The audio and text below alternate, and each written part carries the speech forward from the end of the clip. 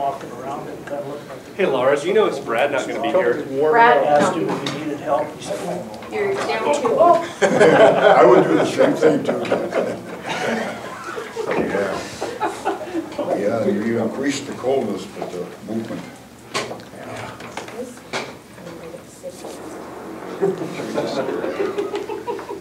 Spoken from a true mom. You know, I spilled his coffee, so I have to take care of him now, or else he's gonna hold it against me. There's no comment you from know this the end. word, don't you? We're strictly observing, Laura. We're not saying a word, we're just observing. Laura is the spill master in the office. Laura, the spill master. Yeah, she has to use covered cups now and tumblers. I'm used to sippy cups in my house, all right? All right, we'll go ahead and call this meeting to order and thank all that are in attendance. If you please rise, we'll say the Pledge of Allegiance. I pledge allegiance to the flag of the United States of America and to the republic for which it stands, one nation, under God, indivisible, with liberty and justice for all. Thank you. Do roll call. Commissioner Swenson. Commissioner Trapila. Commissioner Talcott is absent. Commissioner Kotrawitz. Here. Commissioner Robinson. Here. And Commissioner Evans is not present, and Commissioner Morin is here. We'll go ahead and get right into the agenda, but before we do, I'd just like, by way of an announcement, the board knows they received this in their weekly packet. Normally, we would hold officer elections at this time every year. However, we have a new board member that gave us advance notice that she would not be here for this meeting, and also Commissioner Talcott's gone as well, but mainly because Deb Evans is not here, we have postponed that for until next month. So we will have that next month, and that'll be the first thing on the agenda. All right, moving forward, consent agenda. The consent agenda is made up of routine day-to-day items that may require board action but do not appear to have significant public interest. Items may be pulled from the consent agenda for separate discussion vote by any board member.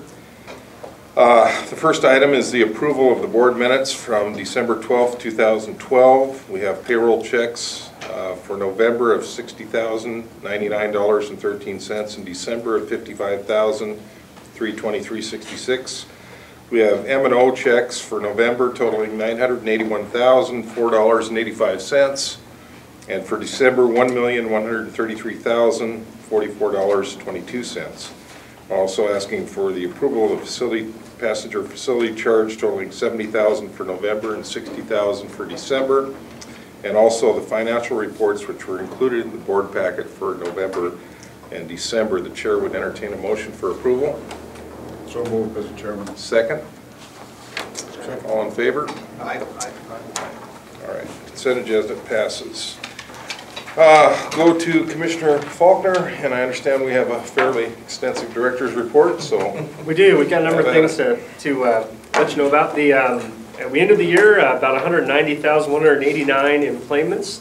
It was a new record for us, 10.3% increase, fastest growing airport in the state yet again.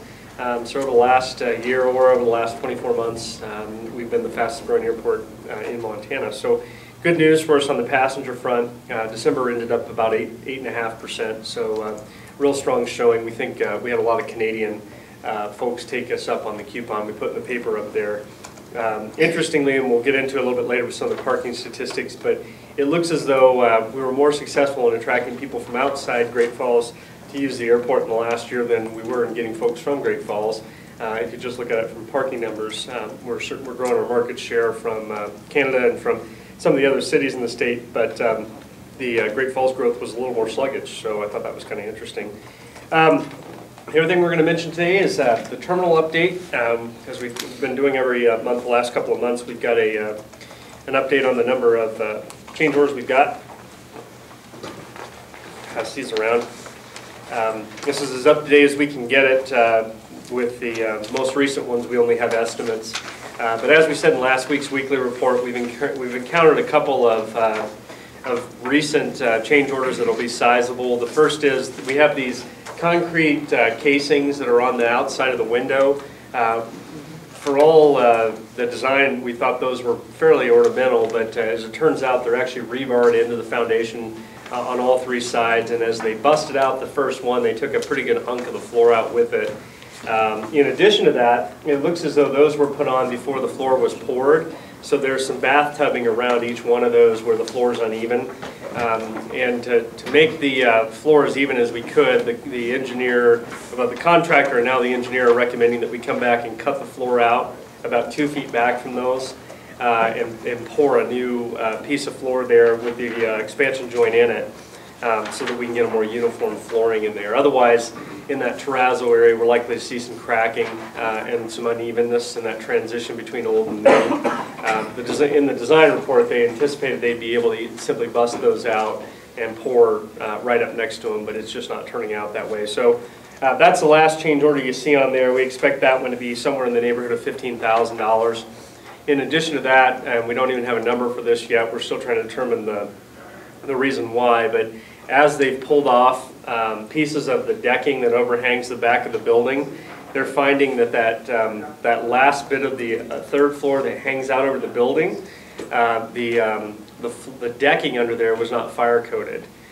So we're still trying with the engineer to figure out what that, why that was, if they were able to somehow achieve that fire rating through some other assemblies or some other mechanism, but from the looks of it, it should have been sprayed to meet code, fire code.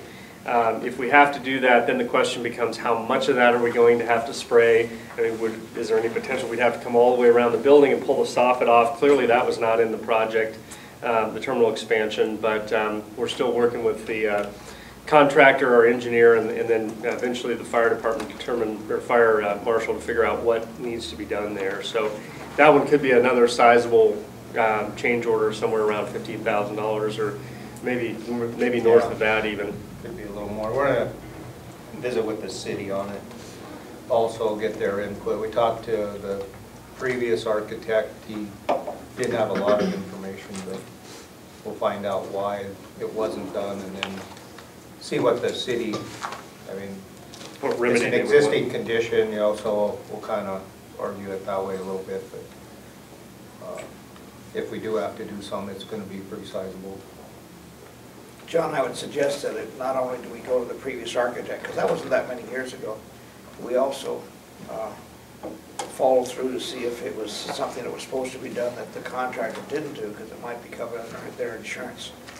Well, certainly. I mean, if it's in the plans to have it fire treated, then you're right. I mean, probably we have to go back to the contractor and ask why that wasn't done. Of course, that won't be easy given how many years have passed. But yeah, no, I think it's a good point. We've got to we probably need to hold. I think it was CTA, wasn't it? Feet to the fire a little bit more to was it supposed to be? How was the fire coating supposed to be achieved? Because some of it's encased in precast cement, and so I don't know from looking at it if that would be sufficient to reach the fire rating or not. So we're still kind of in the early stages, but it could be a fairly expensive one. We have budget for it. As you can see here, we budgeted almost $441,000. To date, we've spent about $182,500 of that. If you pull out the terrazzo and the testing budget, which were things that we interjected into the project, we're about 1.3% change orders, which isn't too bad on the total project budget. To date, we've spent about $2.5 million of the project, the construction budget. So we've got just about another $3 million. So we're approaching the halfway point. I imagine by the time we get to the next meeting, we'll be at the halfway point on construction burn, at least in terms of dollars. Now, a lot of that's materials, of course. The time in putting in drywall and everything else, a lot of the time will get spent as they get closer to the finishing the project. But as of yet, we have $258,000 remaining in our contingency budget. It also looks as though we're going to buy a loading bridge well under budget. We're looking at the $200,000 range for a used bridge. We have two vendors that can provide us with that. So we'll save some money there potentially. And we're even thinking that maybe if we get to the end of the project and we still have some dollars left, we might try to buy a second bridge to get rid of the Delta Salt Lake Bridge, which has become fairly unreliable. So we're kind of looking at some savings there, which we may put back in the project, and as we get down to the end, consider spending some more of that. And of course, we'll bring that to the board. And then furniture and equipment, we did take delivery of our terminal seating. We have about 156 seats that we bought from Arcanus, as we talked about in the fall, and those are now on site, and I think most of them are assembled, being placed out in the hold room. And that'll be enough furniture to replace all of the Alaska Airlines, Allegiant Airlines hold room, and then enough for the new hold room that's being built next to Delta. Again, if we have some savings in that furniture budget at the end of the project, we'd like to go through and get rid of some of the older plastic seats that are in the hallways now. We have some down by United and some down by Allegiant that we'd like to eventually replace. We're getting rid of the 1970s bucket seats that you've probably all seen out there. It kind of looks like a coffee mug or something. It's funny, somebody turned up some pictures this week of the 76 terminal, and they're actually in the photos, so they did it all the way back to 76. They're in disrepair. The seats are mostly torn, but it's good we're getting rid of some of those now. So far, so good on the terminal budget. The other thing we wanted to do was just pass around the CIP. Can I ask a question on that, John? Oh, yeah, sure.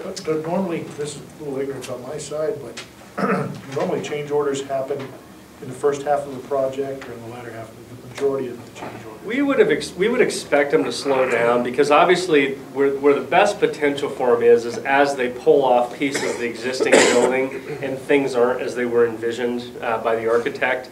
Just like these concrete casings here, when they busted the first one out and they saw how well it was tied in there, they realized they were going to be tearing a hunk out of the floor every time. Not only is that time consuming, but it just doesn't leave you anything clean that you can pour up to. Those types of things typically are going to happen in the first part of the project. There's always opportunities to get down to the end of, the architect said the sprinkler system in the new building should look like this, but the vendor won't let you do it that way. We had one of those this month for $6,000. The window vendor said, I can't support, the way you guys are studding the windows in. I want more studs. So we had to go back and add more studs to the projects for $6,000 to keep the windows in there because the engineers from the window company said, I won't let you do that and keep your warranty. So you get a few of those, but they're going to tend to be the smaller scale, some minor disagreements with a vendor or, some things that the contractor may come back and say, yeah, that conduit I was supposed to pull the electric through is plugged, I can't get it through there, so we're going to have to run a new wire. That can happen in the new construction, but it should be really slowing down now. We would expect anyway. Yeah, a lot of this was, just like John says, in the existing building and, just things you uncover as you go along. That makes sense. I just didn't know if a project normally, if I'm remodeling my kitchen, the expense comes at the end when she decides that's not good enough. Yeah. Well, yeah, I would much rather build new than remodel. You end up with a lot more change orders than anytime you touch existing, you find stuff that doesn't meet current code or, you don't know why they would have done it that way. So we're not looking too bad then? I think the change orders. No, we're getting up close to 1.5%, and if you project that forward through the end of the project, 3% change orders. I'd really like 2%. You'd be wildly successful, in my opinion. 2% change orders on a project like this. 3% you're still doing really well. If you get up around 5%, that's not too good. Hopefully we won't get there. Of course, things like the fireproofing under the decking, and that one, that's a red herring. You don't expect to find something like that on a new part of the remodel. Yeah, I think the opportunities for big ones like that are kind of waning now because most of the work to tie into the existing is done. That, just so you know, won't have to look it up, 2012 was was when most of the work was done on the remodel before this one. So it's not that many years. 2007 you mean, or? 2003 is 2002, I mean. Oh, 2002. Oh. So we're 10 three. years. It finished in 3, but most of the 10 work years was out. done in 2. Yeah. I didn't mean 2012, sorry. But yeah, so far I think we're doing fairly well. Hey, Laura, do you have the CIPs? They're in their packets. Oh, we got the CIP in the packet. Okay. The whole CIP's in there? Right Yeah, after, okay, right we got after it. the financial. Okay, so the next thing we wanted to go through was the capital improvement plan. And as you can see, the capital improvement plan is about a 6-year chart. Looks like kind of like that. It's an Excel chart. This is the FAA's format that we're required to submit. And we're at that time of year where we'll be talking to the FAA about next year's program and then updating future years. The main highlights from this are, as you can see in the 2014 projects, which it's federal fiscal year, so the grant would be in their 14 cycle. We're planning to do our snow equipment building as we have been talking about the last couple of, I'm sorry, I said 14, I meant 13. We're planning to do our snow equipment building. We're currently carrying a budget in the federal budget about 1.9 plus million. We plan to increase that budget some as we're talking to the airlines. We think that budget's probably going to be closer to 2.2 or 2.3. So we'll be updating this with the engineer when they come in tonight before we meet with the FAA. We're also planning on doing this year some potential parking lot expansions. You can see in there we're carrying a budget about $200,000 under the local share column. We're still carrying in there a tractor blade, snow blade, or tractor for snow removal, and about $45,000. And then the projected Part 150 grant for next year is that $2 million grant we've been asking for a couple years now. It looks like that will come very, very late. I'm just talking to the consultant this morning from HMMH. They're saying that money may not be available until summertime. So that would put us a little behind on design, but it is what it is. We have to take money when it's available. This year the main projects are the snow equipment barn and some parking lot work. Those are the major projects that we would be doing. Then next year we're still carrying forward the 1634 replacement. I'm sure the FAA will want to talk about that tomorrow. There'd be a major rehabilitation. We'd probably have to do some base work and then mill and overlay. There's still some disagreement about the width of that project. We still are holding to trying to get a total 150-foot paved width. Most recently, the FAA is still saying they'd like to see us reduce that to a 75-foot with shoulders, which would give you about 100, a little more than 100. We don't think that's in our best interest for the long term, so I'm sure as the FAA comes up tomorrow and we have discussions on that, that'll be one of the hot topics. I'd be surprised if they actually came up with the dollars for that next year, but we'll leave it in there as long as we can, because if the dollars do become available, obviously when we're asking for $4 million in discretionary dollars, we want to get those dollars when we can. So I suspect that project will slide and we'll take the next year and begin to move that up, but that has not happened yet. The FAA is still indicating they would have dollars for us. So this is the CIP we continue to carry with the FAA. John, not to belabor that particular item either, but is part of the argument for the wider runway, the 150-foot, that possibly, the Guard might be in there with their C-130s. That'd be a runway for them to practice on. And right. If the Guard does get C-130s, I mean that's sort of, there's two ways that could play out for us. Quite frankly, to reduce the runway size, we're going to have to move lights in, which means we're going to be cutting up a bunch of existing pavement. We're going to be moving electric. The engineer actually thinks it's more expensive to narrow the runway than it is to simply mill and overlay what's there. And so, we've been trying to make that argument to the FAA, and, it just makes no sense to do it.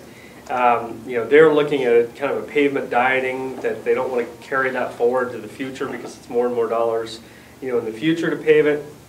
But if you look at what's happening in Billings this summer, they're having to close down for how many days is it? Do you remember? 2 weeks. It's a couple of weeks, and in order to repave their runway. That's a great example of why this policy is ineffective. We have a piece of pavement today that's an old mainline runway that could easily be repaved and used by the commercial airlines. And we've had several situations, even since I've been here, where we could have used that for commercial flights when we've had accidents on the main runway. It just doesn't make sense to take it out of commission for commercial aircraft when the majority of our flights every day are commercial aircraft. So We've told the FAA that we would intend to use that as a training runway for the C-130. We've talked to Bang about that, and they're aware of that too, because a lot of their operations include things like low-level flying, lights out flying, even some hot cargo drops and loads where they're out there working on a runway with cargo being moved in and out. And in those types of operations, there's potential for engines to break, for things to happen on the runway that are going to take a long time to clean up, and more debris. Because they're potentially dropping things out of an airplane. So with that in mind, what we've told the FAA and MANG is we prefer to assign them to 1634, just because that way we have one reliable runway, 321, that we don't get as many operational problems with. Now, if the FAA doesn't agree to do what we want to do and keep the runway at 150 feet, what we plan to do is, if the C-130s do come, assign them to the runway, get the number of operations up on that runway, because once we're over 300 operations a year from an airplane the size of a C-130, it qualifies as a primary runway.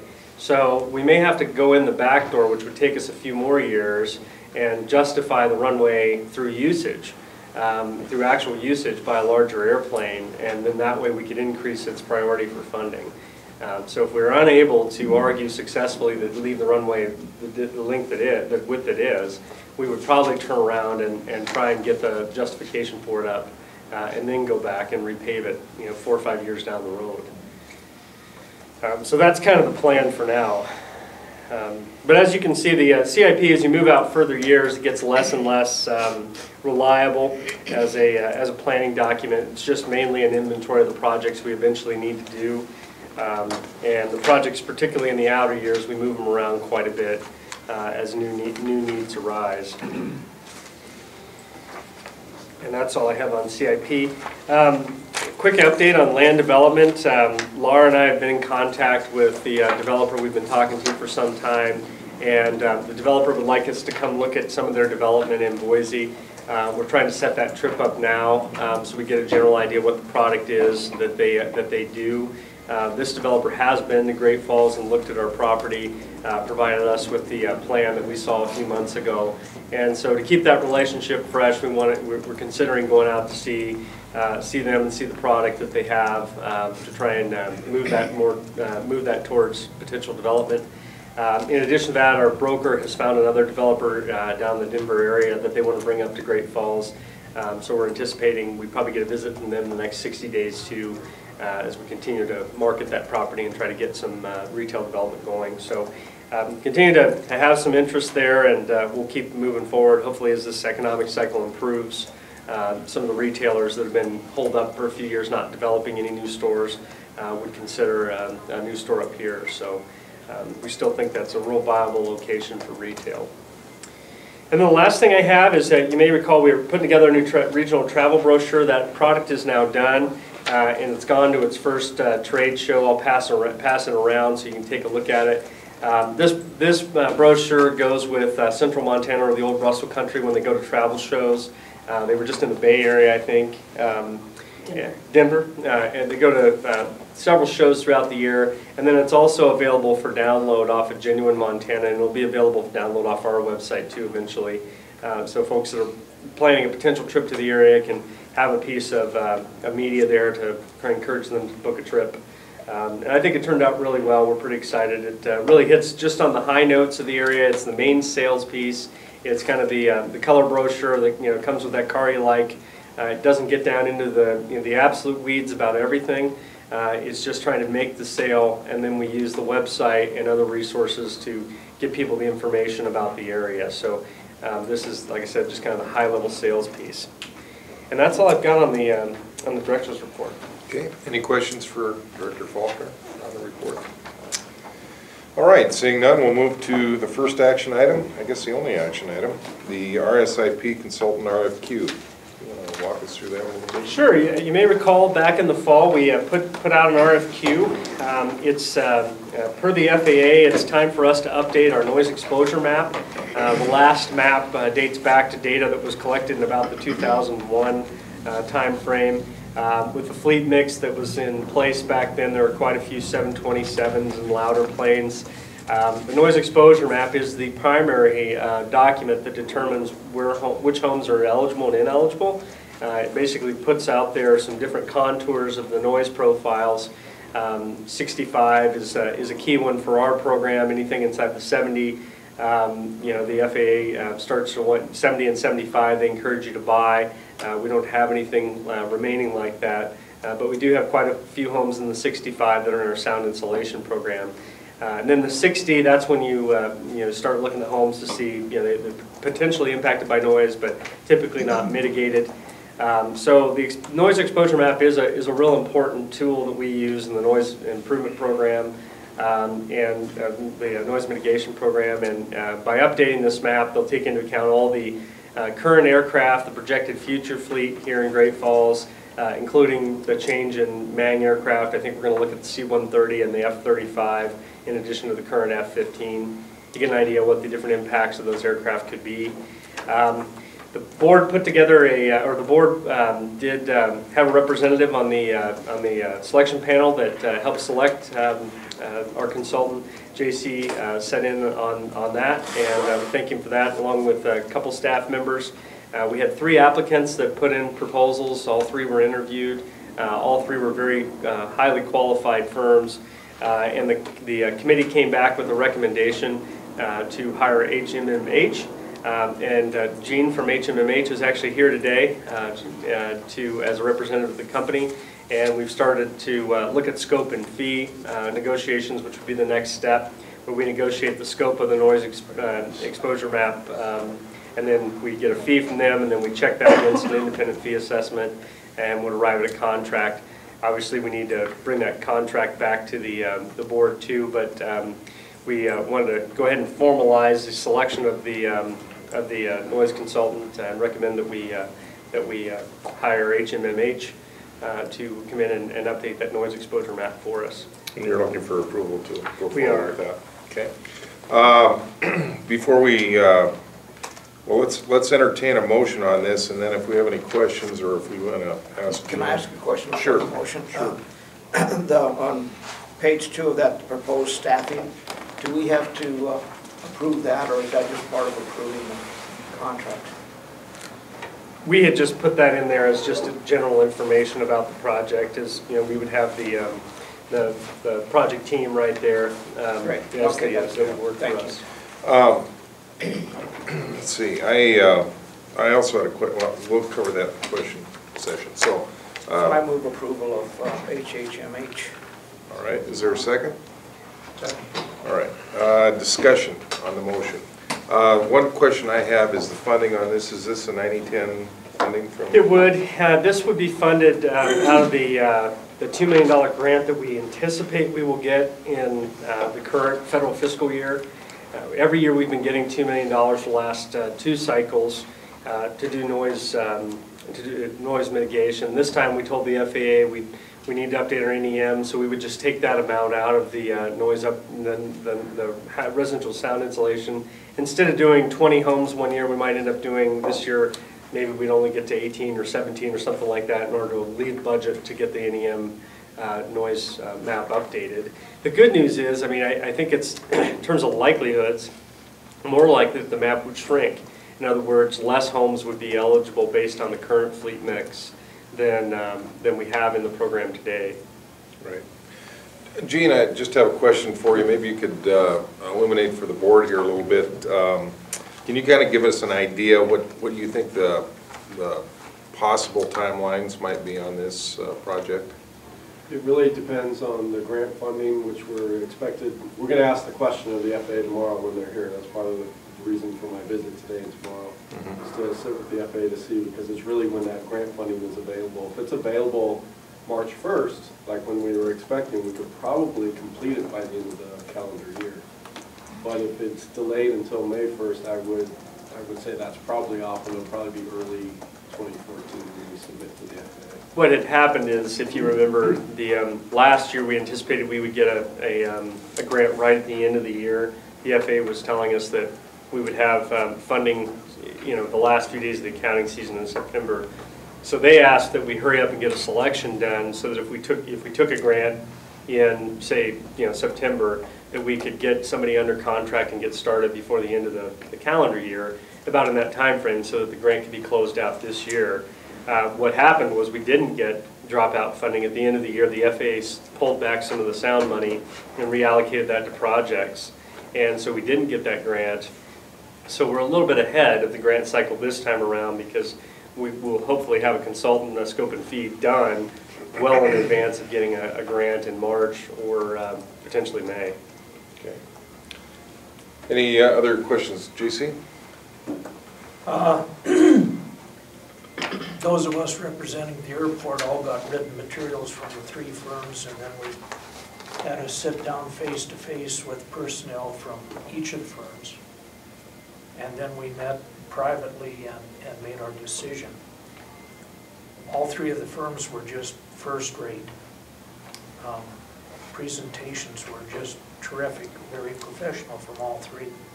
But I think what surprised me the most was, as diverse as those of us are, Maria and John and me and Kent, and our backgrounds and our occupations and philosophies maybe, we all just said, you know, here's the one we want. It really was a very easy decision on our part to suggest hiring HMNH. Very good. Well, thank you for your work on that, JC, and all that were involved. Appreciate that. Any other questions for John or for Jean on this? All right, seeing none, all in favor of the motion? Aye. Aye. Opposed, if there be any? Motion passes. All right. At this time, that's our formal agenda. Any authority board comments? Commissioner Swenson? No. Commissioner Joe, and by the way, congratulations to Joe on his reappointment for another 3-year term. So we're glad to have you back. Thank you, Joe. and kudos to staff. Thank you for what you do. Anything, Joe? Nothing. All right, JC? Not at this time. Owen? All right. And I have nothing, anything from the audience? Anything at all? Staff? All right, we'll adjourn this meeting, and because this was so short, we're going to move right to our work session if we could. And we'll just go ahead and call to order, and if Laura could just know who's in attendance, we'll just move forward. First item on the work session is change order number 3, 53, Schedule 2. Rod? Pardon? Can you talk on 53? You want to talk on 53? Change order there.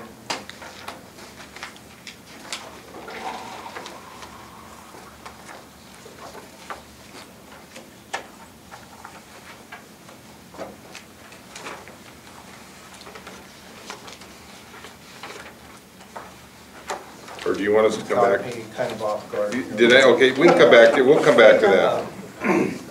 If you want to kind of regroup there, and we'll come back to you on that. Let's go to item number 2, Avmax Phase 2, wooden hanger, contract extension. Laura.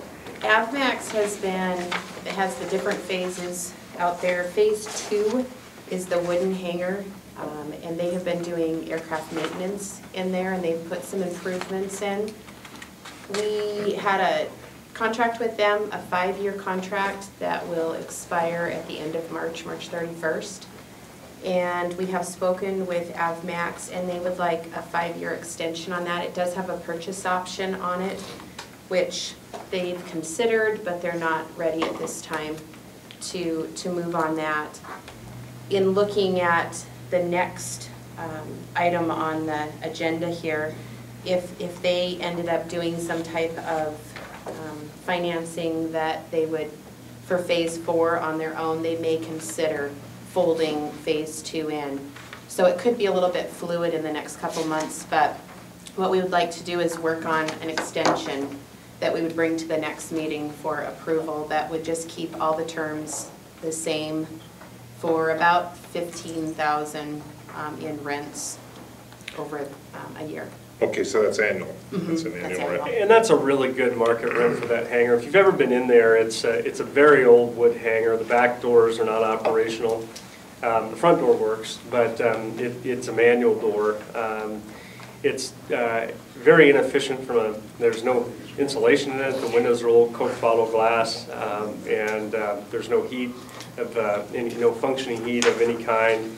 It's just a very old, decrepit hangar, and I can tell you $15,000 for that hangar is pretty good. I've seen much nicer hangars than that go for less than that. And are we also rolling the option for purchase in the 5-year extension as well? Yes, yeah, everything would just be the same. Okay, all right. Any other discussion on that, Adam? Pigeon Palace. What's that? Pigeon Palace. Pigeon Palace. That seems reasonable. Yeah, I think that's a no, good I plan. think it is And that kind of dovetails into number 3, which is the second paint shelter, and that's, I'm liking what you're doing here, but I have some questions. Why don't you go ahead and give us a little presentation on that? For some of the new board members, I know this is a lot of stuff to ask for what we're trying to do. But what happened was when the AvMax renovations were made over there in the existing buildings, there's a number of buildings over there. There's the old concrete hangar, which is the large main hangar that they use for maintenance. And then there's a smaller shelter that was used for a paint shed, and it came from the Guard. It's one of their old alert hangars, and that came over and was renovated to be a painting facility. It's not large enough to handle anything larger than a 50-seat RJ. And so there's some limitations here. In addition to that, they've been trying to prep and paint in the same facility, which has its, as you can imagine, has its own difficulties because they've got to get it incredibly clean in order to put that paint down. And that's proved to be very difficult too. The original plan called for 2 of those alert hangars to be modified so that one could be used for prep and one could be used for painting. And that's what we refer to as phase 4, is that second hangar. When we went to do the initial modifications to the first of those 2 alert hangars, the plan was to do them both. As it bid out, AvMax determined they didn't want to proceed with phase 4. And at the time, the authority had already put in about $250,000 in design costs. The project went all the way through bid, and we actually have bids that are about 3 years old now that were done on the project. So we've got a full project design. Everything has been spec'd out. There's an enormous set of specifications for the hangar and everything, and that was all funded through the authority. Past boards, since I've been here, have expressed reservation about putting additional dollars into that because we've been setting on 3 years now with no recovery of $250,000. So what I'm proposing is there's got to be some design done. As you can imagine, codes change, and so CTA is going to have to go back to that plan set, look for any code modifications. In addition to that, AvMax has indicated they want to put in some type of modular facility with a restroom and a break room. The new OSHA standards require those painters to have a place outside the hangar with better air quality. It could be in the hangar, but it doesn't do you any good because of the 2-hour firewall rating and separate air handling and everything else that you would have to separate them from the paint fumes. The plan now is to put a modular hangar between the 2 paint hangars, or modular building between the 2 paint hangars, so that they have a break room, a place they can use the restroom and everything, take off the respiratory equipment and have a break. And that's driven a lot by the OSHA regs. So because of those different modifications and changes, CTA is saying that they need about $50,000. Initially it was $50,000. Now we think it's actually $60,000 it's going to take to retune those plans, rebid those plans, and get the project up and going again. Given that it's going to take a while for AvMax to put together a financing plan, in fact, in talking to MBOI last week, Montana Bank of Infrastructure, Montana Board of Investment. Never get that right. In talking to them last week, because this phase of the program does not generate the large number of jobs that the other 2 phases generate, there'll be less loan dollars available. So we're going to have to be more creative with the type of financing here. Given that time is of the essence, my recommendation would be that the authority does put that $50,000 to $60,000 into the project.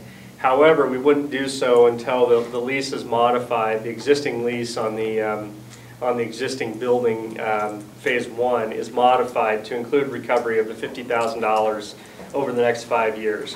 As you all know, we've spent a lot of our own capital here recently, and we don't, quite frankly, have an additional $50,000 to extend out there for another 10 years.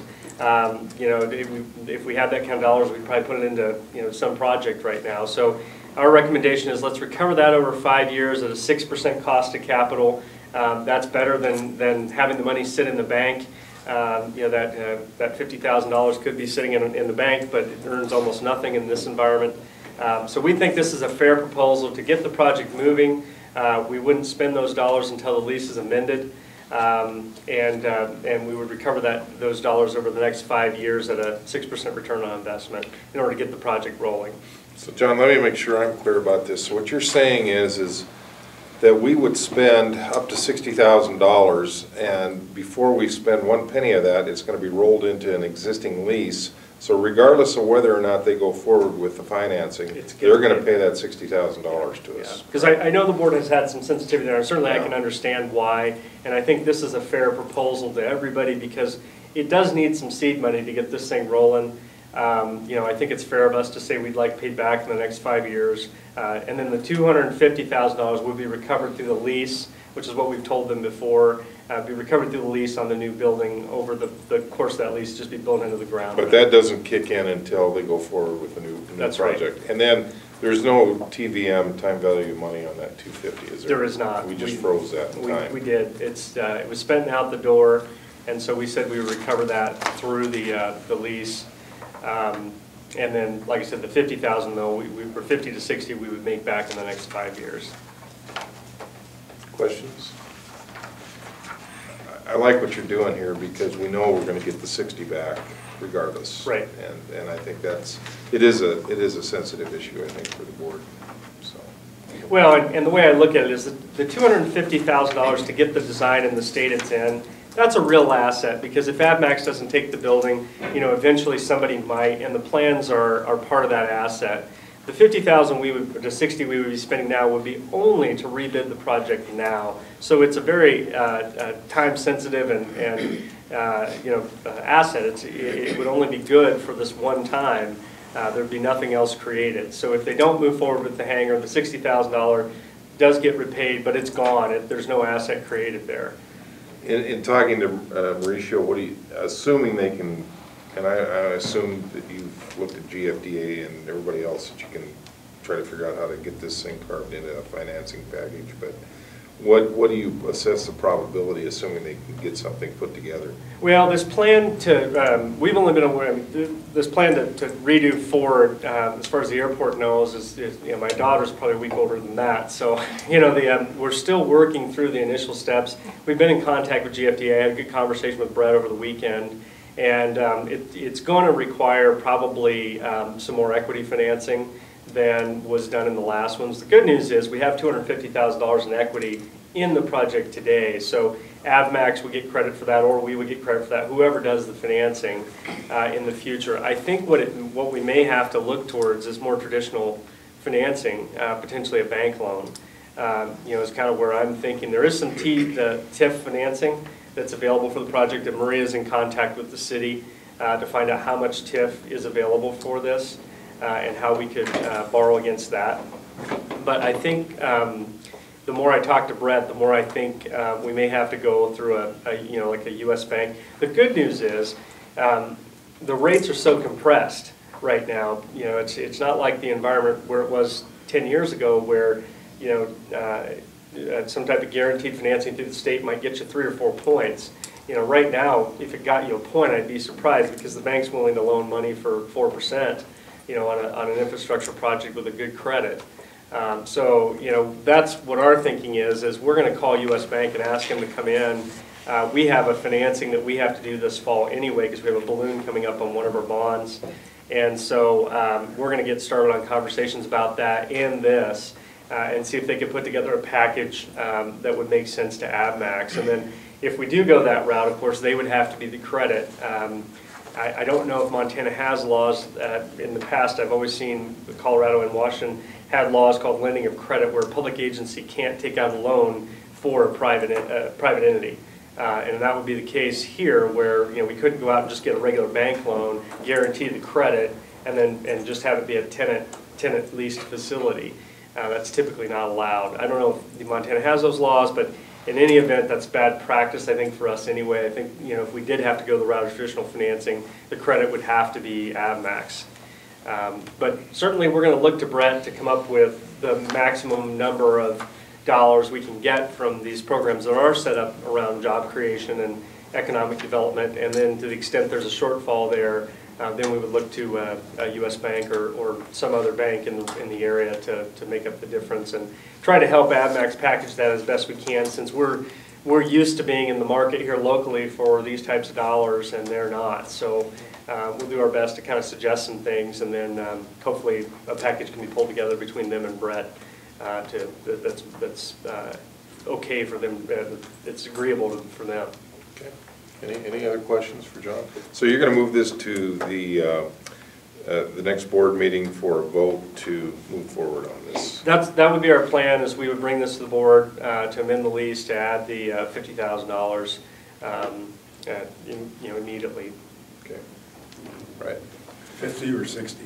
50 to 60. We'll know more, I think, in the next month. Probably it's going to be 60. We just got numbers today, so it's looking like it's going to be a little more than 50. And this is for planning? Yeah, it's for the design, yeah, to complete, because it's got to be, if we rebid the project, it's going to have, the plans are going to have to be modified, specifications updated.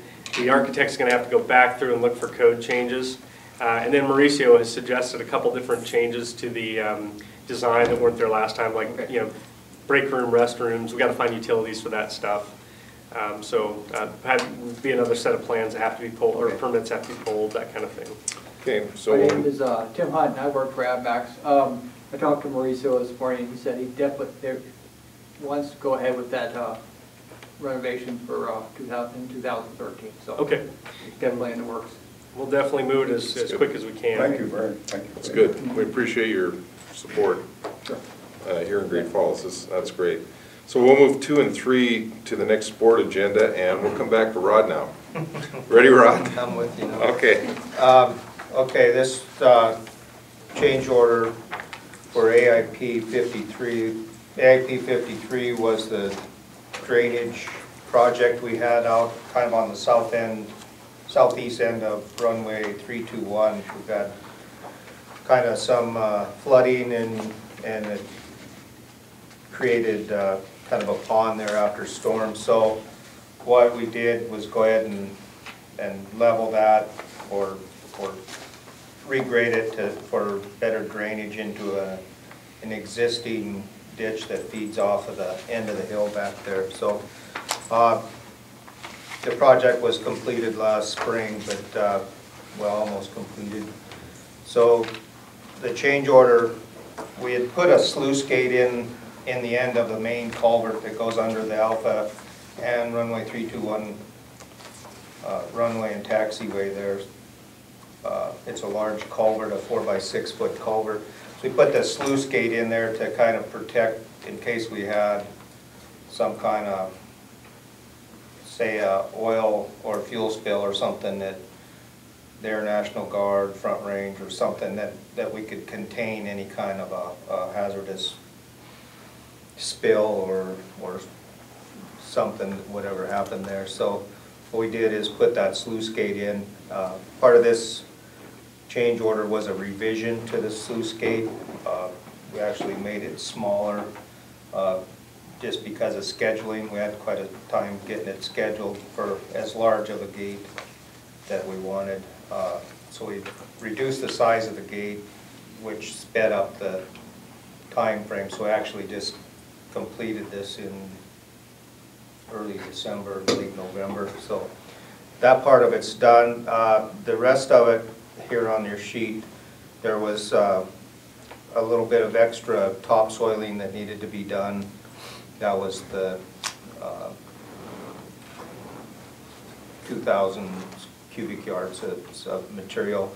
Some of it had to be borrowed from another site that was right next to us there, but and then that caused some additional seeding, which was just almost 3 acres there. So, and then some soil retention blankets were added for some of the drainage ditch work we did, that we had to add a little bit more drainage ditch there. The credits there were rock excavation, that there was no rock excavation, so we're credited back on that. And then a little bit of topsoiling, I guess. So But that project's complete now, so. And that was all within the scope of the budget originally? Right, it was all in the plan, but just some overruns on some quantities and underruns on. And we ended up within the engineer's estimate, if I remember right. The bid came in a little bit low, and it turned out we ended up, spending the, close to the engineer's estimate, a little bit over bid. And, mainly we had some issues with survey, and the quantities were a little bit different than when they got out there and did it than we thought. So overall, with a little bit of extra money on the contract, but not too bad in terms of the overall scope of the project. Questions, J.C.? Oh, was this about a ladder? Oh, the steps, on the end of that, where the big culvert is under the runway and the taxiway, it's 4 foot by 6 foot. Well, they put a head wall on there, and then they put the gate there. Well, the gate, the way it operates, has a crank assembly up on the head wall. Well, the head wall's a few feet higher than the ground, so we just put some steps up to access that instead of some guy trying to stand on a ladder or in the back of a pickup truck or something to reach that. So. Yeah. Okay. Okay. Any other questions? Okay, without objection, we'll go ahead and move that to the agenda for next meeting. All right. Capital program snow building, number 4. Yeah, we have two main capital projects next year. We're tomorrow, in addition to meeting with our engineers and consultants on a couple of our capital projects, we also meet with the airlines to discuss the airline budget. The new airline agreement requires that we bring projects to the airline for the airlines for a vote 90 days prior to executing the project. We're about in that scope at this point, and so we want to bring those to the airlines, and at the same time, obviously, we don't want to talk to the airlines about it unless we're talking to the board about it. So the two projects that, the larger two projects that we'll be bringing out this year are the parking lot and the snow barn. These two capital summaries, this memo is actually what we'll give to the airlines tomorrow. And as you can see, the first projects we're talking about here is the snow building. It's actually the second project on the sheet. We're currently carrying a budget of $2.1 million. You saw the FAA budget had $1.9 million in there, which is the AIP funding plus our match. We've actually put a little bit of additional money in there that would be funded through the airline rate base. We're planning to put about $250,000 to the airline rate base next year to help fund this project. This is the equipment barn that will house our two combination units plus at least one other piece of equipment. And we'd like to even add additional bay onto this through an add option on the contract. Ideally, in the future, we'd get this building up to where it was 5 bays, but at a minimum, we want to get 3 next year, maybe 4, and then at some point in the future, expand the building to get a 5th bay. So we get all of our snow equipment in one place. For some time, we may have it in 2 places. This one in the old building. Ideally, in the future, we'd have all of our snow equipment here, and we'd use the old building down there for our summer equipment, like our tractors and mowers, and the smaller stuff that fits easily into that older building. So, as I said, we wanted to bring this to the board now, mainly because we have to get it out in front of the airlines, and they have the ability to comment on the project. We pledge that we'll consider their comments, but we may proceed with the project even if they say they don't agree with the project. It's a typical thing that you see where airlines oftentimes, when it affects their rates, disagree with the project, even if it's important. That does happen at some airports. We've never had that kind of relationship, so we're hoping they'll agree that these projects are important. As you can see down below, we estimate the airline rate impact for the airlines. That's part of it. It says we would do that in the agreement. The snow barn does not impact the terminal fee or the loading bridge fee. It does add $128,000 to the airline rate base in the next 2 years in the landing fee. So about $128,000, which I think I figured was about 20 cents on the landing fee. So that's one of the things we'll be talking about with the airlines tomorrow. So on these two, I guess we're looking at both of them now, but I guess my question is, that's about a $202,000 increase to the airlines, and that's over, that would go into effect in 13. What period of time is it going to? 2 years. 2 years. Yeah, the old airline agreement, what we had there was we'd been building in amortization to the airlines over the life of the project. through depreciation. So whenever Sharon would add an asset to the depreciation schedule, she would put that in the rate base. And the problem with that is, when you have a facility like this where you accumulate a lot of things with long lives, that number gets very, very high. And hardly anything ever retires, because some of the projects have been, if you look at the date, it goes back to deregulation. I mean, it's been on the books that long. So I've always favored a very quick recovery of capital assets. So what we agreed to do with the airlines in the last go-around was we wrote off everything that was in the depreciation schedule. We said we won't collect that anymore, and instead we'll collect $200,000 to $300,000, $400,000 a year to reimburse projects out of that are cash funded by us, and that way we get our money back quicker, and we don't accumulate that large bell curve of capital dollars that in the end you never end up recovering all of it. Right. So this structure goes a lot quicker, and we don't have any specific guidelines of how long we'll depreciate something over. For instance, the terminal dollars over time will get over $1 million from the airlines, but we did agree in negotiations that we push that out over 10 years. So that when we will be collecting over 10 years, and we're already 2 years into it. So this budget cycle will be the third year already that we'll be collecting for that. But projects like this, we kind of look at the rate impact and say, okay, that's too much to do in 1 year, so we'll do it over 2 years. And that's kind of how we've been doing it with the airlines to come up with the... So even though this is a temporary hike, how does this position us relative to the other airports in terms of landing fees? Landing fees, I think Montana, the landing fees are very low. I haven't really looked at all the other ones. I know Helena is very, very low. So I would say we're probably mid to low on the landing fee. The terminal fee, we're extremely low. Even though we're building a brand new terminal, I'd say, I know some of the other airports are $30 to $40 a square foot, and we're at $16 a square foot. So we're nearly half. What generally the best barometer of any of that stuff is cost per enplanement, which is simply the total amount of airline dollars we collect in a year divided by the total number of enplanements. And Frontier's guideline, you might even heard them say it, they really want to see airports be below $6 per enplanement. Last year, the audit year that we just finished, we were at $524. And I think this budget cycle, when I looked at it, we're in the 560s. So we're well below what you would consider a low cost per employment. And I think every indication is we could, as revenue grows, we can even get ourselves lower than that.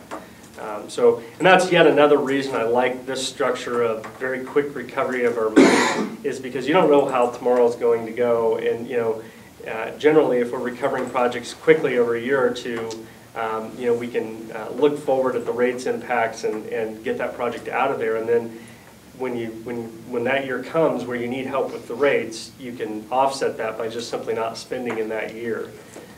So yeah, I think strategically we're positioned very well. I certainly think this project fits in the rate base in the time we've got it, and we'll have very reasonable rates. JC?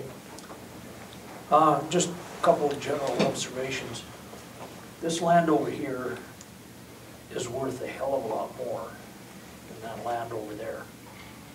And really, in my mind, if we can get our facilities off this valuable land and put it where the land is less valuable, it'll be better off for the airport, because it'll be an area where we can produce more revenue. And number two, every time I've built something, as soon as I opened the door and walked in, it was too damn small. So, if you're looking at 5 bays, let's just build 5 bays. Because I guarantee you 3 ain't gonna be enough. And that'll be the challenge as we get into bidding. We want to bid some options and make the dollars go as long as we can. And this gets back a little bit to the financing we're doing later this year. As we look at scenarios for taking out that financing, I really don't feel like we want to see the debt service go up, because that'll put more pressure on the rates. But with the interest rate potentially coming down, there may be room to feather in more debt and keep debt service level. And if that opportunity does exist as we get into the financing looks, this spring, then what we may look to do is try to extract a couple $100,000 from that financing so that we can put that into this budget and get us up to 4 or 5 days. Similar to how we did it the last time. That's exactly what we did last time. We pulled $300,000 in equity out and bought a loading bridge with those dollars the last go around. And then that way our debt service stays the same, the period stays the same, we pay it off at the same period, but we're able to avoid, pulling our reserves way down. So you'll be asking the board to approve specifically the go-ahead on both projects? Is that what you're saying? Okay.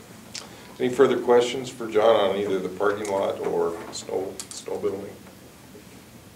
All right, seeing none, we'll go ahead and move that to the agenda. Well, we didn't get to the parking lot yet. Oh, I'm sorry. We were talking about, you mentioned it earlier, and you're right. Thanks, JC. Keep me honest on this. All right, into the parking lot. First thing I'll pass around, this is just kind of interesting data. I sent it to Jim when I got it, but as we peruse through it, I find it, every time I go through it, I find it more and more interesting.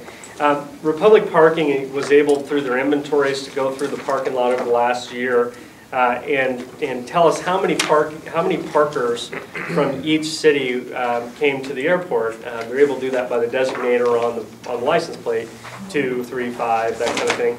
And there's actually monthly data in here that's hidden, but we've selected the total. So this is the total number of parkers by change. And so you can see, of the major population centers in the state, other than Butte, we did quite well with attracting parkers to the parking lot. Billings was 133% increase in the number of parkers that came through from Billings. Missoula, 55%. Even Helena, 21%. Sizable jumps. Great Falls, like I said, was probably our least successful market. We had a 6.2% increase, which is still really good. But I was kind of surprised to see that how well we did in the other locales as opposed to that. And you can see there's a number of parkers, cities in here that are very minuscule in terms of the number of parkers we generate. But for the most part, almost all of the markets we generated a positive. In other words, we're pulling more market share from those communities relative to the number of total parkers we have in the lot. And last year we had a 10% increase in overall traffic, so you can see it took much more than what we were able to generate from Great Falls to get that kind of growth from passengers. And we found this just to be really interesting data. And we just got some Canadian statistics that I looked at briefly this week too, and those turned out to be really positive too. Just in December alone, we had a 28% increase in the number of Canadians that came through our parking lot. We think that's largely to do with our couponing up in that area. But just pass this out as general information. We found it kind of interesting. I think if there's a takeaway from this data, it is, in my opinion, we've gotten the airline rates down to comparable, to a comparable point with anybody in the state. And in fact, we probably have a pricing advantage over several of the airports. I know a recent study done down in Helena indicated that we have a pricing advantage over Helena and Missoula. I saw the article in the Helena paper. So I think that's a net positive, and I think these statistics really bear that out. I think we finally reached the point of equilibrium on pricing, if not a little bit of an advantage over some of these guys, and we're beginning to see that in the parking. So just general information there. Average is pretty significant when you look at everything, relatively speaking. I mean, if you compare that to Great Falls, for example, in terms of total cars, I mean, that's a quarter of Great Falls. Oh, yeah. And they're, you're talking a fifth of the population, so. Oh, I never realized until I looked at this data really well what a big market Havre is for us, for example. That's a really big market, and as Laura and I sat down and talk about the marketing plan for this next year, we really have to consider that. How do we reach Havre?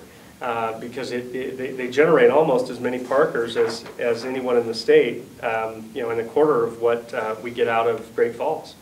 It's a big number. So yeah, it is really interesting. And I think Great Falls is probably the one area where this information is a little bit misleading, because certainly as we get more discretionary travel, more price-sensitive travel, those people will have somebody drop them off or some other way to get to the airport. They'll find a way up here so they don't have to pay. But I found this really interesting, how willing people are to drive to Great Falls to use our airport. So that was real encouraging. And same with Canadians. I think we did really good with the Canadians too. So And then the other thing we, in the packet, you'll see we've got a diagram here of the parking lot, and this is CH2M Hill has helped us put this together to kind of show some of the improvements we could make out in that parking lot.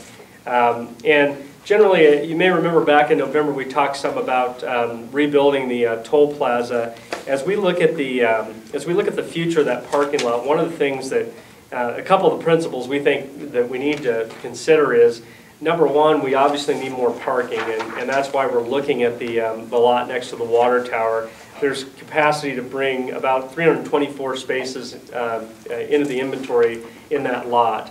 In addition to that, we have some issues with how the toll plaza operates, and Commissioner Talcott brought that up last month. We don't have enough queuing area in there, so it gets jammed up and around that exit, and it's hard to find the exit.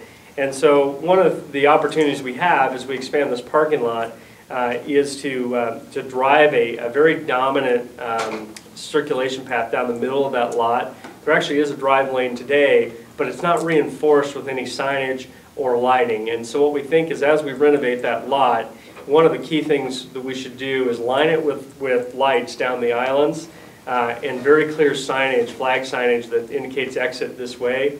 The idea with this plan would be to take the current exit road that you're used to driving in front of the terminal and you exit and the water tower's to your right, and actually drag that past the rental car lot on that corner. As you exit, you'll see the rental car lot off to the right on its own road. There's a separate road over there.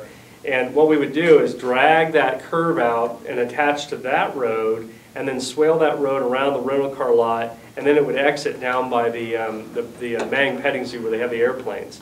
And so that would be the exit to the terminal. If you drove through the terminal lane, that's where you would end up. Then what we would do is take the existing exit road, and more or less that would become the back road, the back circulation path of the new parking lot. So the parking could expand all the way out to that roadway, and then that roadway would lead you to the toll plaza, which would be relocated to the current exit road next to the water tower. So that's the general principle, is provide some queuing for that toll plaza so we can get 30, 40 cars between the different lanes in there, at a peak time. And then in addition to that, increase the number of parking stalls and incorporate this economy lot into the parking inventory. And I think what we would do initially, once that lot is operating and incorporated, is probably offer at a lower price point and let people self-select to go out to that lot at a cheaper rate. Over time, I think that price point would gravitate up and it would just become part of the lot. And if there's no parking, you end up in the back 40. The other opportunity we have with that lot is there's a second entrance to the parking lot today down here at the corner of the terminal. And for a while that lot is new, we can sign that as the path to the economy lot, because when you go in that gateway, you go straight down to the existing toll plaza, and that lot would be off to your right. So we could get people in the habit of, if you're going to park out there, come to the terminal, drop everybody off, and get the bags out of the car, and then somebody drives, the most able drives the car out to the back 40, and then walks back in. So that'd be kind of the way we could get that lot operational in the interim. What we're looking to do, and the cost estimate make it in here, Laura, or am I passing that up? Oh, here we go. This is a little bit better drawing too. I'll pass this around. CH2M Hill put a cost estimate together for us for the entirety of that program to do all the things we're talking about, and it's about $1.1 million, and that's kind of where we thought it would be when Brad was talking, when we were talking about this last month. We said, it's probably $1 million, maybe even a little bit more than that, to get everything done. What we'd like to do next year, you see we're carrying a budget of about $350,000 we're going to talk to the airlines about, is get the lot graded and get a base course down and a skim coat, a 3 or 4 inch skim coat, so the lot is okay to use during overflow times. And that would be the first phase of development for that lot. We can come back in a few years and put down the second course of paving, because that'll act as a leveling course, and come back and repave, and then at that point move the roads when we've got the dollars to make the whole thing happen. But I think this would be a worthwhile way to get us some additional capacity when we have to use it during the holiday periods and other periods of time when the lot fills up, without going in for the full $1 million change to the lot.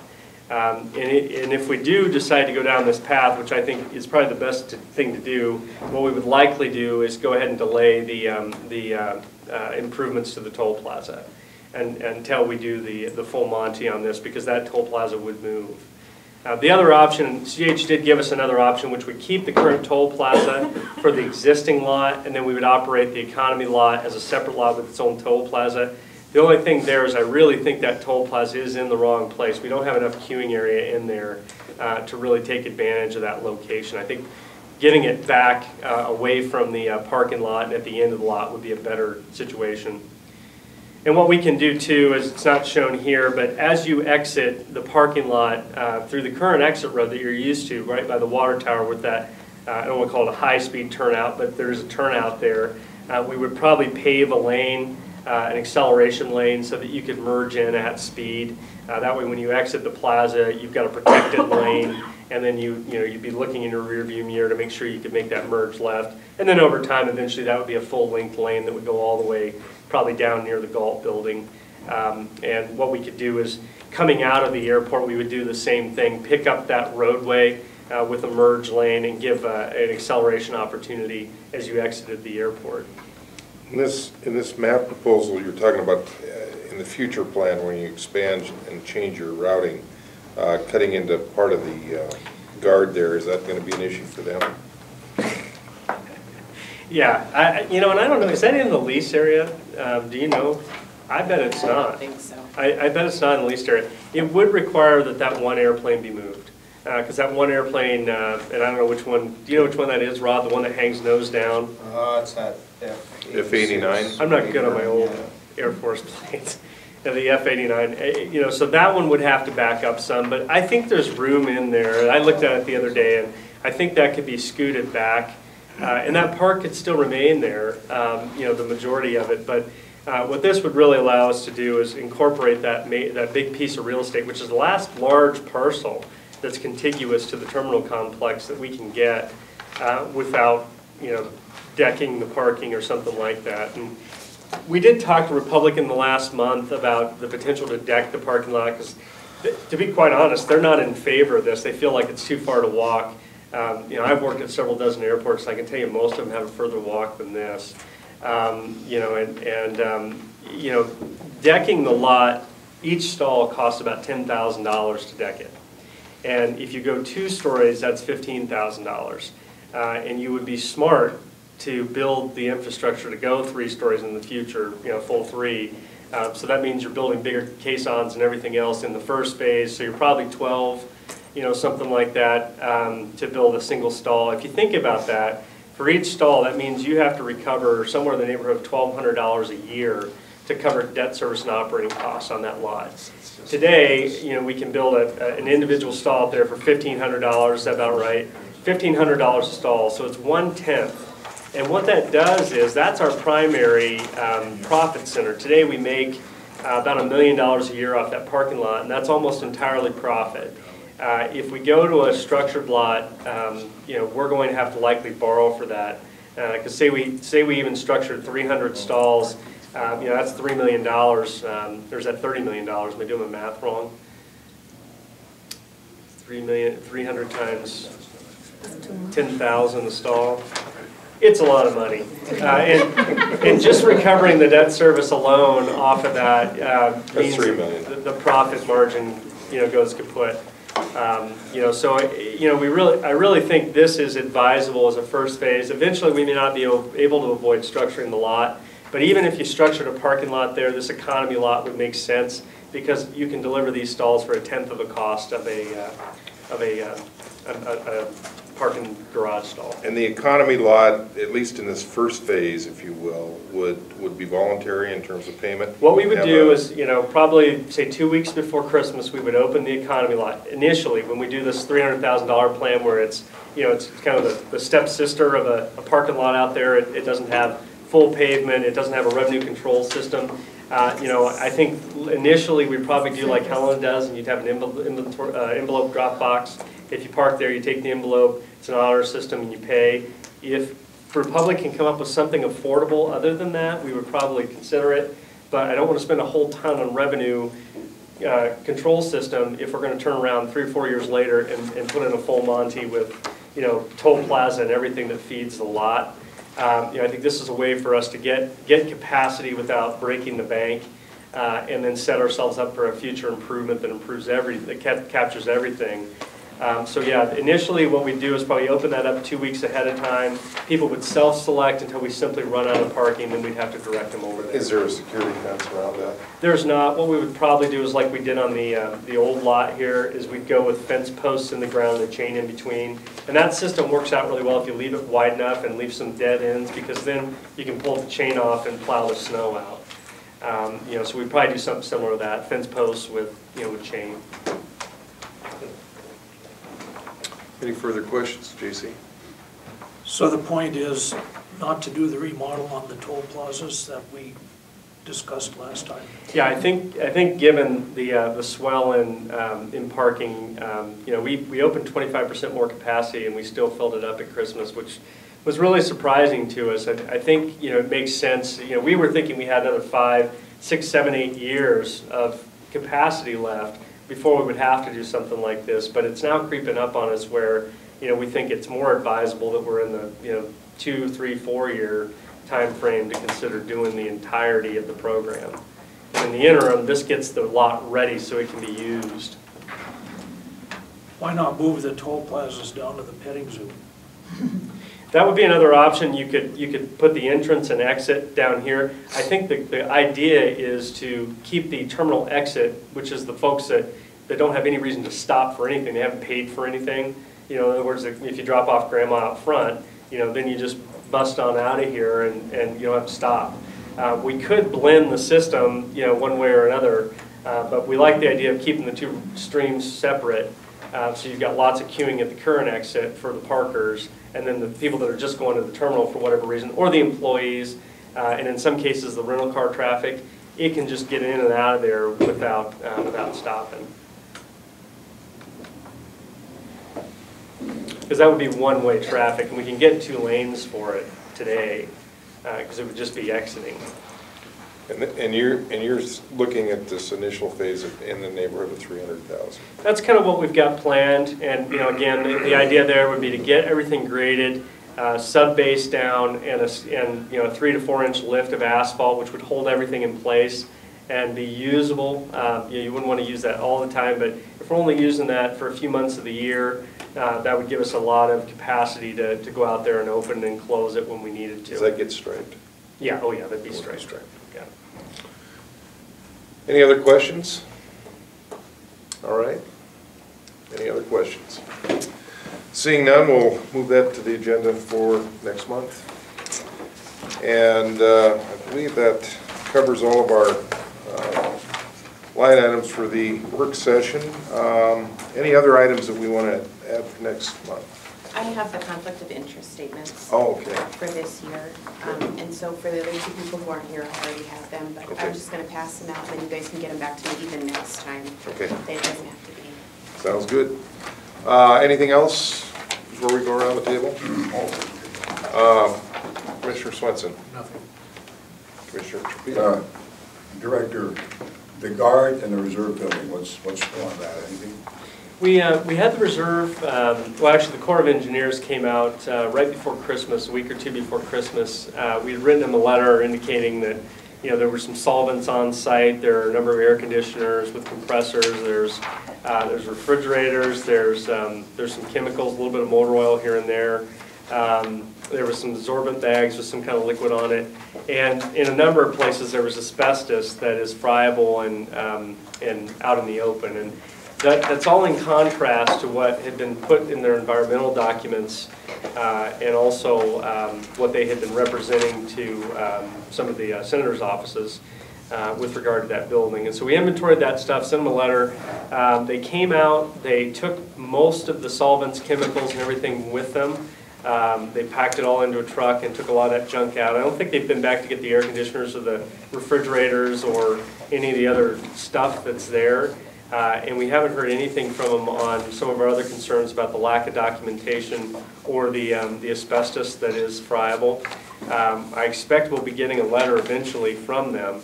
Then based on that letter and what they plan to do to remediate some of those issues, I think we may have to challenge their action, legally, in terms of vacating the lease. In the interim, we're also working with Mang. In the same period, we gave them a letter indicating we were agreeable to lease that site to the Mang folks in exchange for their eventual demolition of the building.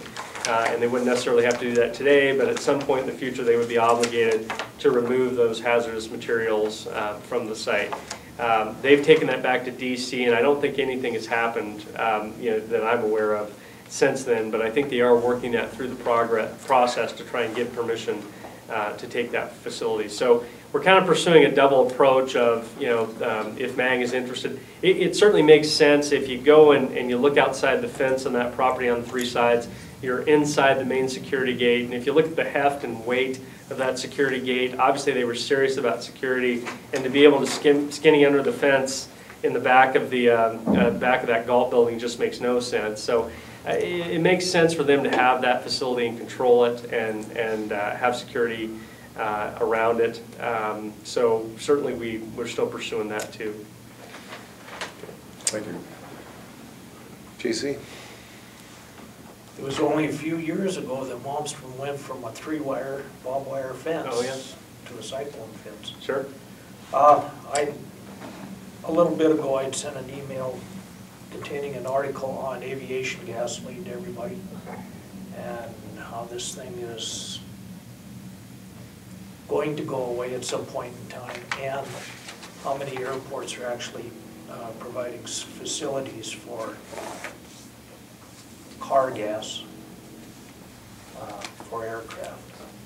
I think that we really need to take a serious look at this, and we may need to be proactive in this whole thing. The FBOs don't seem to want to be proactive, so. Just to comment on that, JC, it's a liability issue.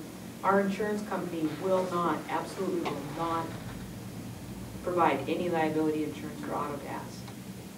I'll send you some information on that. Okay. I've got a lot of information on it. But that's why the FBOs aren't interested. It's a liability issue. Yeah, and I'm not aware, and I don't know, Bill, maybe you would know, you've been around enough airports. I don't know of any airports that provide unleaded fueling from the airport or even the FBO. I know there's a lot of private, there's a lot of private tanks. In other words, guys go in and put in private tanks, but that's not a great solution either, because then you got a whole proliferation of tanks. Right. There are a number of airports that do provide car gas on the airport. And we do have quite a number of aircraft on this airport that require the use of car gasoline, not aviation gas. And it's only growing. And the problem is, it's that itty-bitty light at the end of the tunnel, but that's a light on the front of a freight train headed for us. So.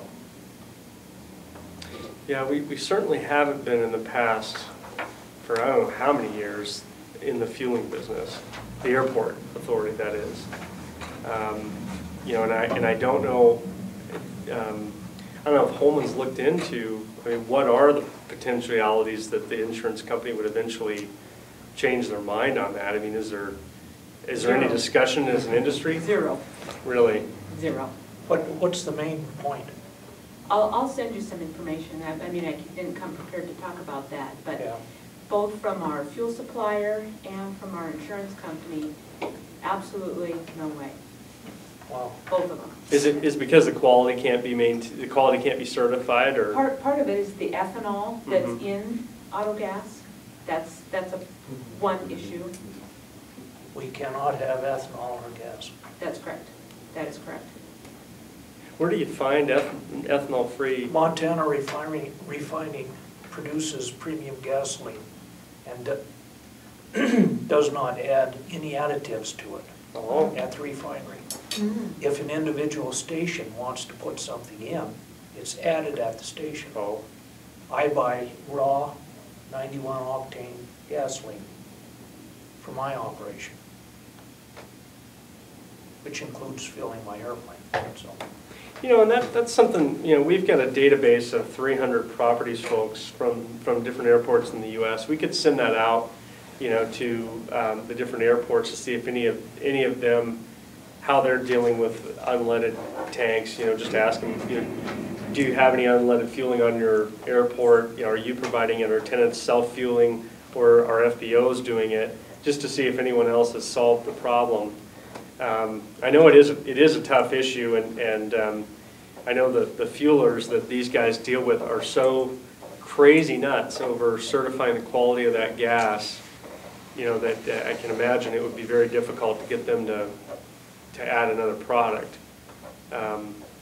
Even the way it's pumped and everything else, I know, that you guys constantly have to change filters and stuff like that, and and they're audited several times a year by the company that sells the fuel, because that's how concerned they are about a potential accident.